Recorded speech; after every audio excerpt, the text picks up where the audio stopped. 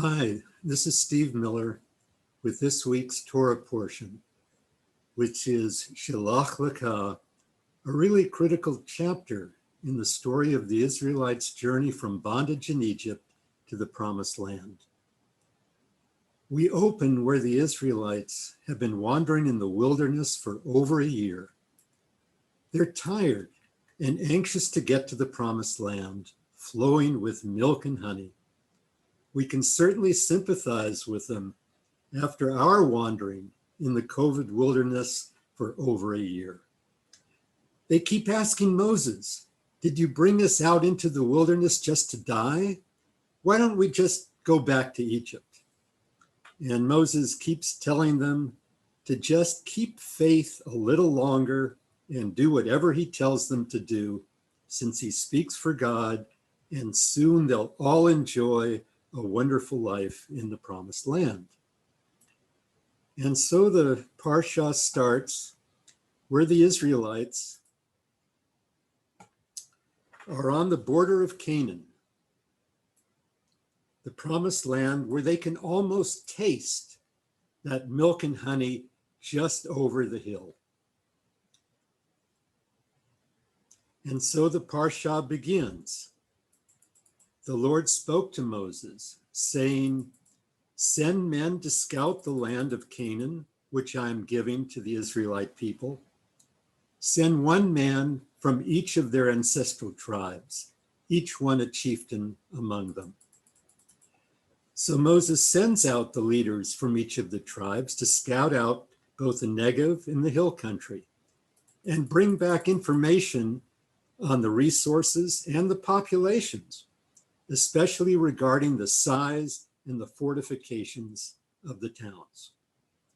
But when the scouts return, with the exception of Caleb, who sees that land as ripe for the taking, they tell Moses and everyone that victory over those towns is impossible, since those towns are inhabited by giants who'd consider the Israelites to be no more than grasshoppers. Well, right away, we know something just doesn't make a lot of sense.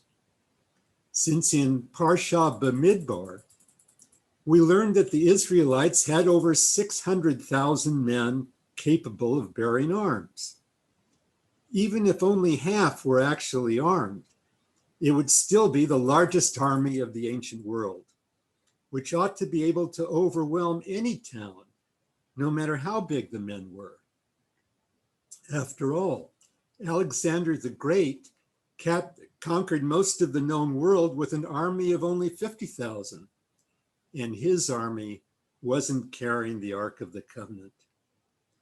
As some people have argued, the Hebrew word elef in that parsha doesn't mean thousand, but means instead a small military unit, which would then mean that the Israelites had only a few thousand soldiers, which makes a whole lot more sense.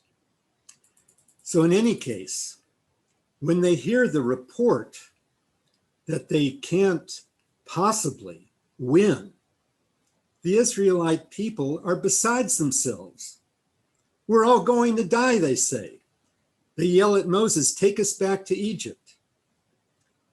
So this raises God's anger, who threatens to wipe out the Israelites with a pestilence, which was God's favorite tool for retribution, until Moses pleads with God to pardon the people, arguing that God needs to demonstrate once more to truly be slow to anger and abounding in kindness, forgiving iniquity and transgression. Finally, the very next day, the Israelites admit that they were wrong to doubt that God would bring them victory and decide to battle the enemy. But Moses tells them, "Too late. You didn't do as you were told, and when it comes to doing what God commands, there ain't no do-overs." But they go anyway, and of course are completely routed. More importantly, before they go on their ill-fated adventure, Moses gives them one more little bit of bad news, telling all the adults, because they disobeyed God, that yes, you're all going to die in the wilderness after all, and none of you will ever see the promised land. But your children will in 40 years. Now, some people might say that this was a punishment, but I'm not so sure, as it reminds me of the history of, bear with me, the Viking explorers. As we know, the Vikings came to Iceland toward the end of the 9th century and founded a very successful colony there. Then they went to Greenland, also successful.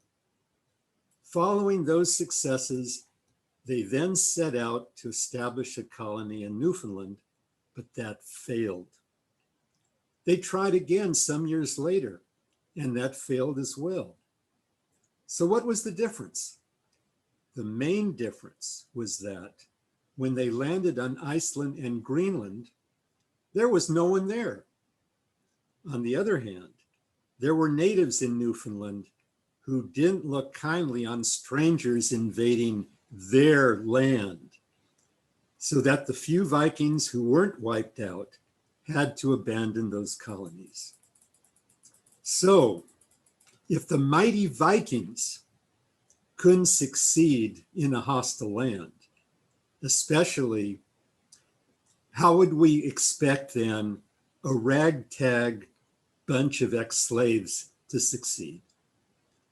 Especially when we know 3 things about the life of slaves.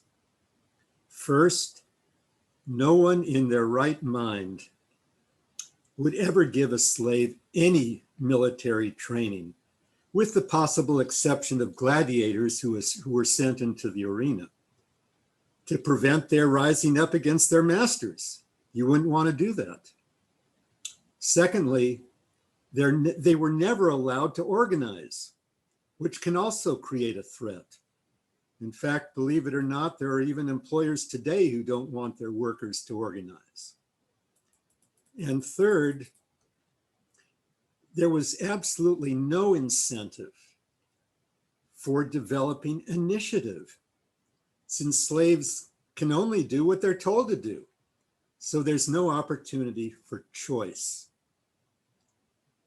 So given all that, we can then say that the actions of the Israelite scouts and the people could easily have been predicted, which I would then argue gave God a very visible pretext to do exactly what God knew had to be done to ensure the success of the Israelites in the promised land.